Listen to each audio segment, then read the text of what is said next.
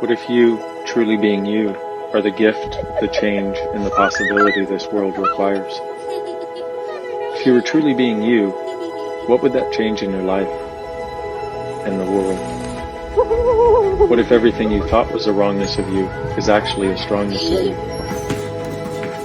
If you never judged yourself again, what would change for you personally? How different would your life be? If none of us ever again judged ourselves or each other, how different would our world be? Is that a world you'd like to live in? Would you like to be part of creating it? Is now the time?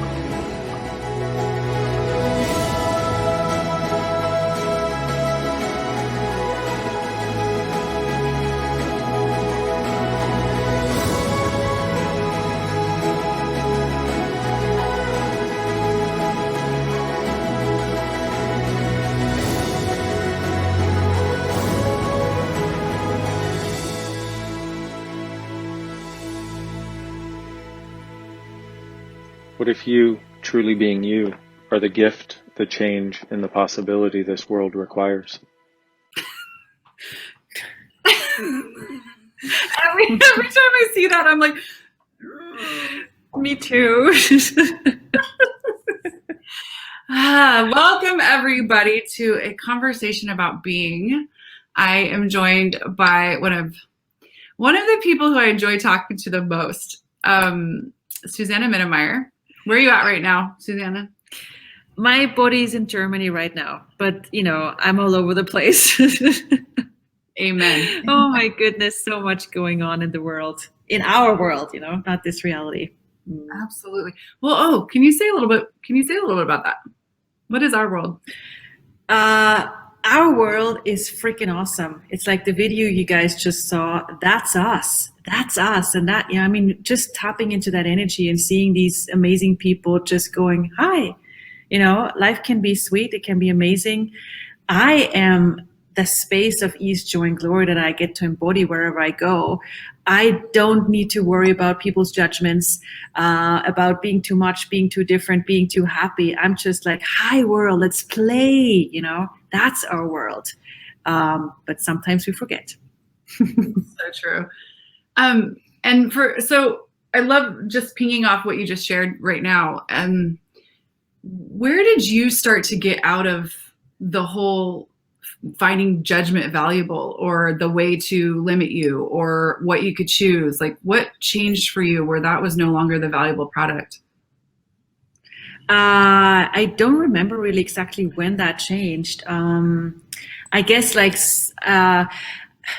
honestly, I think judgments were never really a big deal for me, but I hadn't really acknowledged. I pretended that they were valuable to be a little bit normal, but when I really acknowledged what my reality is, like the judgments, it's probably when I started with Access, when I started my first Access consciousness classes. And big contribution is like the Being You movement. And the book, the classes, like this whole movement it's like that's what it is, and it's so freaking simple. That's oftentimes the problem. It's like being you.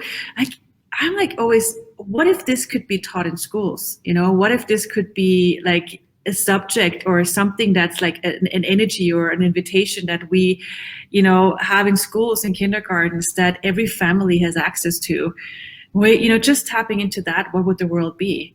And yet, okay, most of us haven't grown up with that. We have so-called families, and whatever people we have around us. But, it doesn't mean that we cannot start right now. And as soon as I started, because you asked when, it was something, the first time with Access consciousness classes where that was for the first time really acknowledged. It was always part of my world, but it was really like, oh, thank you for voicing it, because now I know, oh, that's me, and I can be this in the world.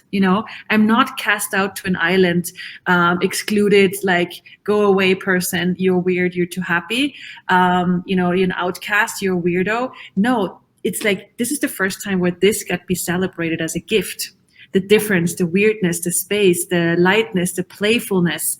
That's the first time where I got, oh, it's okay to be that. It's not just people, you know, like all of that. So yes, more of that. I'm just babbling. I don't think you ever babble. I love listening. So I got to talk with you, or actually do a behind the scenes interview that, meaning your part was shown on International Being You Day. I was just on the other side asking the questions that created that video. And we talked about wrongness versus strongness. And so and if you haven't gone, everybody who's watching, to to Dane Heer's YouTube and caught some of the replays of the International Being You Day, like even if you saw it live, like go check that stuff out, because it was for inviting a new reality. But what I loved about looking at that from that place is because I can perceive the person who's like, but I am being me. I'm awake, and people call me Sam, and that's my name. That's who I am. And here are all the jobs that I do and all the doing that I do that makes me who I am. And then there's that other space where you're like, your being is so much greater than any of that. And people are like, huh? But I have a Being You shirt. It says be you. Or like, whatever. And so when that wrongness, strongness conversation, like that we had, about like looking at all the places that you've made yourself so wrong, and wonder, and being in wonderment about what the gift is and all of that. Because I just saw where you were like, oh, I'm going to be cast out if I ever expose this wrongness. Yeah. But in actuality, it's your strongness. So can you talk a little bit about the wrongness, strongness kind of paradigm? Well, you know, it's funny because most of us have gotten so, like most people have gotten so used to being wrong, they don't even notice anymore that, you know, that is a thing. It's like most of us have been starting to accept limitations because, hello, what else do you see in this world? And then, you know, you start with this journey of consciousness, which is so pragmatic. It's not an airy-fairy thing. It's just like, hey, turn on the lights and see what is, and stop judging, you know, like include everything and judge nothing. So we start on this journey on turning on the lights and seeing what is, and we go, whoa, there's a lot of stuff that I've bought as mine that people project on me, like what examples you had as a kid, you know, just those, oh, you're the smart one, and you're you're this one, you're the angry one, you're the weird one, you're like all these labels that you know, most of us get on a daily basis since we were a kid. And then we're like, but that's how the world is, you know, like, hello, like, is there anything else? And then you start on this journey where you start, you know, journey of consciousness. You meet people who acknowledge, like, go, hey, being weird, being different is a gift. What? Yes, being you, being different is a gift. Say what? You know, it's like, and then you go, whoa, and then at one point you start to let it in. You're like, being me, being different is a gift. Wow. And it starts like this breeding ground of possibilities. And you start to see where, you know, you've been twisted all this strongness, this difference into this little tiny box of wrongness, which is so tiny. It's like putting on a dress size that's 10 dress sizes too small, at least. You know, like, I can make it work. I can, you know, and it just hurts, you know, it doesn't fit you. You're like, that's a box that's way too small on you. And like most people have been trying to put us in boxes that are way too small for us. And we've been trying to squeeze ourselves in to make them happy, to, you know, validate their limitations. And yeah, when you start this journey of consciousness, this turning on the lights, you see, wow, this is what I've been choosing. This is what I've been going along. These are the limitations that I've been accepting. Okay, I see it now. And now that I see it, now that I have the vulnerability and the courage to see it, I can change it. I can change it. The past is not determining my future.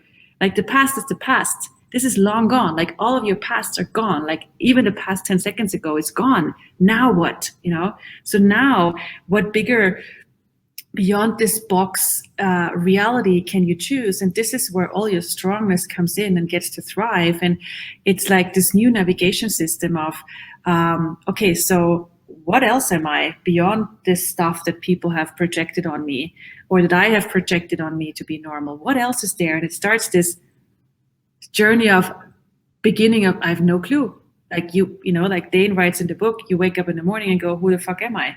You're like, your new Indian name. You're like, who am I? I have no clue. And this is supposed to be not okay. You're supposed to know who you are. You're supposed to have this whole, like, I have these personality traits and I have this personality trait and this is who I am in this situation and that is who I am in that situation. And you have all this solidity and it's blah, blah, and called personality, called whatever it's called in this reality. But it's again another box, another box, another box. And then you go, who am I beyond all that? No clue. Great. That's such a great start, to have no clue who you are beyond these boxes. And it starts with the question, who would I like to create myself as?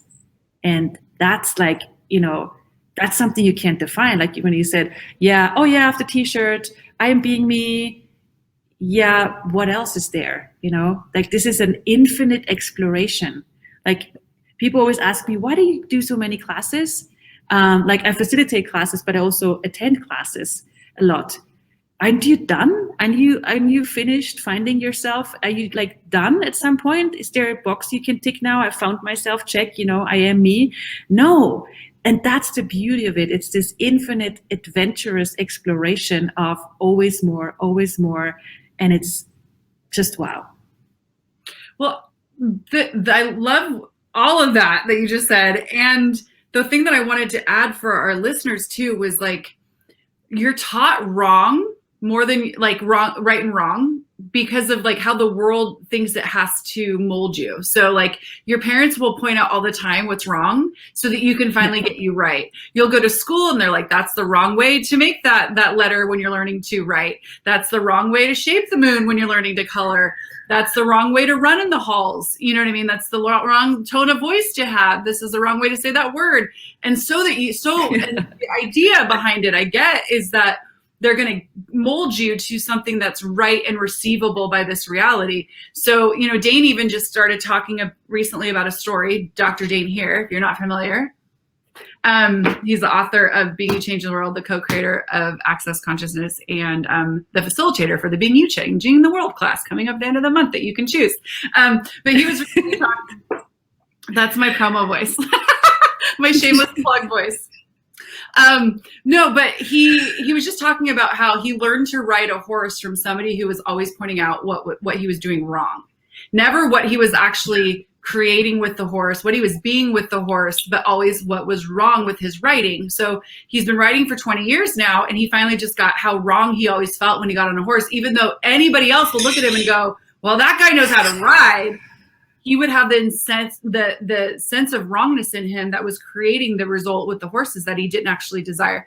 And that is so like ingrained, but not, and I don't even want us to go into like making the parenting wrong or making the school system wrong. It's just looking at where it's handed down on how we finally get right.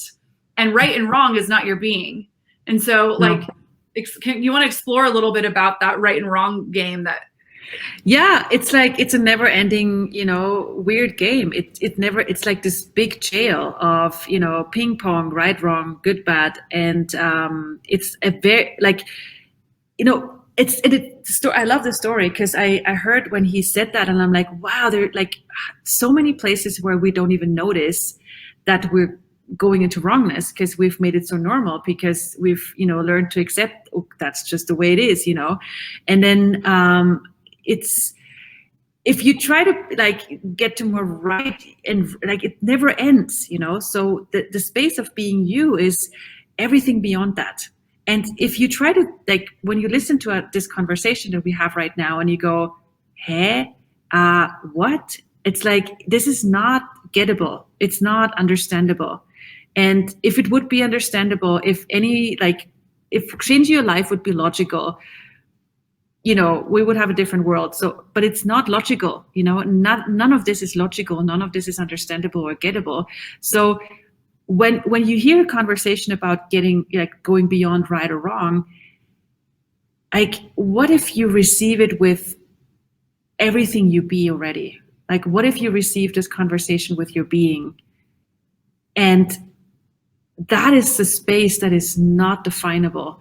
And, like riding a horse is such a great example because, whenever you engage with an animal or nature, nature doesn't do wrongness. I mean, have you ever heard a tree say to the other tree, "Oh my God, like you're in my way, or you're taking too much of the sun," or it's like there's like that concept does not exist in animals or nature. So we see it in front of us every day. We see that space. It's like in our faces, literally, like that space around us all the time. And we perceive it because we be it. Like this is not something you have to, oh, how many classes do I have to do, or how many sessions do I have to get to this enlightened space of being me. That's not what this is. This is like nature and animals in the space they basically go, hi, you're being this already. Would you start to acknowledge that you already function like this? And it's like, the world it's not about understanding, it's about acknowledging what you already are. And that's something that helped me so much with the Being You book, with all the classes. It's just that that's already, it's here. You don't have to work at it. And there's so much melting of limitations, so much melting of judgments. And while Sarah and I talk right now, all of you guys listening, what if you don't listen with this up here? What if you listen with your being? What if you let that space in and have this be an acknowledgement of everything you already are, that you don't have to work at getting or becoming? The world, this reality is so much about problems that are wrong and then finding a right solution or conclusion. Again, right and wrong. This is different. This is not about problems and solutions. This is about possibilities. This is about playtime, finally. And isn't this why we're here? So true. When you were talking about nature, not like in the lack of judgment and right and wrong in nature, I was like, yeah, I've never, in my head, this is where my head went. I was like, yeah, I've never felt judged by a tree. I've never walked by a tree and felt like they were being like, she shouldn't wear that. Way too short. Way too short. What is she up to? Yeah. And so there's also that like infinite just receiving and being and contribution that nature, and our earth bees for us, that we're not often taught to look at or to acknowledge, to go, wow, like what part am I of that, and keeping us humans so separate from all of that. And what else is actually possible when we look to our earth and nature, the animals, like you said, and getting to receive more of us and what we actually be. So I love how you put that. I'm so grateful.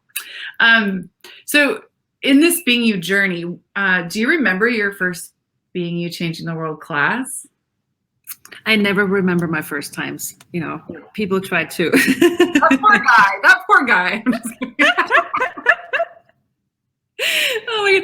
And it's like, it's so, I'm like, I have this weird brain. Like we go to places and I'm like, oh, I've never been there. And my boyfriend says, yes, you've been here before. I'm like, no, I haven't. And it's like, for me, it's like, this movie 50 First Dates or something. It's like always the first time. But that's something I can highly recommend. Like whenever you guys like attend a class, even if it's the same class, like it's not the same class, the same title. What if this could be your first class ever? What if every class is your first class, and you have no reference points? You just go, Being You? Wow. Even if it's your 100th Being You class, you go, wow, what if this is my very first today? And what can I receive today? And so, no, I don't remember my very first Being You, which was probably many years ago, 10 or whatever, whenever it started. But I do get a sense of, I know what that, like Dane here's choice to bring this life form to the world. I have a sense of what that started back in the days, what that started to ignite in me, that I'm not sure if I have words for. I just like, it's probably so different for everyone. But it's like, this hasn't existed before. Like this space has not existed on this planet before. So I don't have words. I'm sorry. It's like, holy moly. I just wish that whoever is looking for this knows that this is available. Like, imagine a world where being is valued, or where you value you being you. And, you know, like, if you just take one day and you look at how much energy are you using on being upset what other people think of you and the judgments that they have of you, and how much energy you go to, wow, the celebration of you, that, you know, it's like, what if we all start feeding more of that, you know, more of that space, and we get to practice. And being you, the book, the videos, the classes are such a great facilitation to have more of that, not by focusing on what isn't there, by focusing on the problems, but by the possibilities, the space, the ease, the difference we get to be. And now more than ever, there's a really, really, really cool space that opened up in the last, gotta say, 2 weeks especially. That, you know, what a timing for the upcoming Being You class, just gotta say. Yeah, it's like there's like a new boost of fuel in the Being You rocket ship, you know. And will you choose to take your seat? It's up to you if it's light for you and you're like leaning into this at all, and you're like, what are the heck are they talking about? But your body's telling you while leaning in, you might want to look at it. So before we close up here, I wanted to ask you, what's your favorite Being You tool? Like, do you have a question that you love to ask that brings you back to you? Two. One is interesting point of view, and the other one is the willingness to be out of control and out of definition and limitation. So, but interesting point of view is a wonderful, wonderful tool. It's like, you know, when I realized, I have a point of view, I need to be right. Really? Interesting point of view, I have this point of view is, you know, contributing to getting to that space again of, why am I making this relevant, and what is actually true for me? And the other one is this out of control. You know, whenever I realize I'm trying to control things into existence, like this needs to happen now, I'm like, wow, what if I be out of control, out of definition, out of form, structure, significance, and all that stuff? And I'm like, I can relax again, and I can allow possibilities to show up without having to force anything. I love those two. I didn't see those two coming. Not that they're I love it. Thank you so much. Any final notes? Any final words?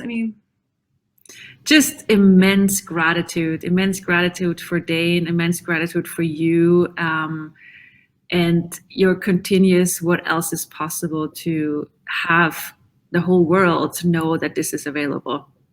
Thank you, Susanna. I adore you. Thank you, Sarah. Bye, everybody.